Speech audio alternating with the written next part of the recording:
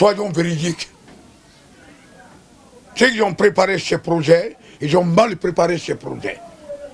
Il y avait 200 permis faux, 300 catégories faux. Mais la responsabilité a été confiée à des gens qui n'ont pas pu assumer les responsabilités. C'est la veille de biométrique, ce n'est pas la Guinée seule, c'est dans le monde. C'est de découvrir l'identité des chauffeurs, des travailleurs. C'est à les adresses, c'est à les images, donc à travers un problème. Mais la réalité qui est là, c'est nos cadres malhonnêtes qui sont en train de détruire ce pays. Le permis numérique qu'on parle, on a quelque chose de 45%, c'est permis faux encore. Transformer un lieu de travail à son propriétaire privé. Envoyons pitié à ce pays. Soyons des cadres intègres. Soyons des intellectuels patriotes. Soyons des intellectuels défenseurs de la nation. Mais si on manigate, on croit qu'on est en train d'affamer le gouvernement, ça décrédibilise le pays et finalement on restera comme ça pour tout bon. Nous avons su que nous avons un Premier ministre qui est courageux, qui veut la tranquillité dans ce pays, qui ne veut pas que le trouble se crée. Donc je l'encourage, il a montré son patriotisme, son courage. Dès qu'il y a un problème, c'est l'un des premiers ministres qu'il faut beaucoup apprécier. Dès qu'il y a un problème, lui-même fait face à cette situation pareille. Donc, je l'apprécie, je l'encourage.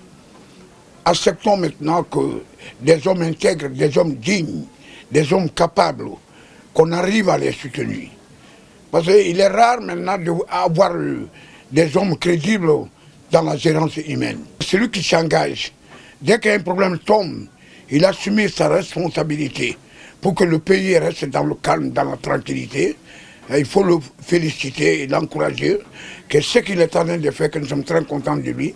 D'abord, on ne parle même pas du président de la République, qui est très courageux, qui a un sentiment pour nous les transporteurs. Son père était transporteur. Dès qu'on a un problème, directement, il s'implique. Et il faut les remercier. Mon frère, tous les chefs qui écoutent le bas peuple, où il y a une situation qui fait face à cette situation, pour que le calme, la tranquillité règne dans ce pays, je les remercie infiniment. Je remercie le gouvernement, je remercie le président de la République.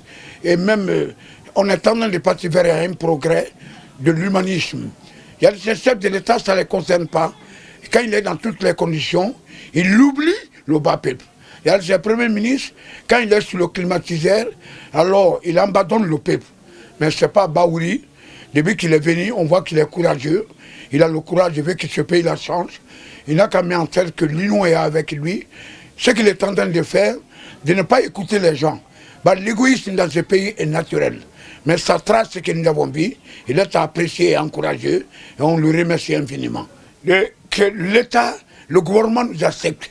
La porte est ouverte pour nous. L'État nous écoute beaucoup. Quand je vois alors, mais je parle à d'autres, ce qui veut, des personnes mal intentionnées, qui font révolter les chauffeurs. Laissons le problème de grève dans ce pays, monsieur le grand journaliste. Ça nous a mis en retard. Plus de 30 ans, ça effraie des investisseurs de venir en Guinée.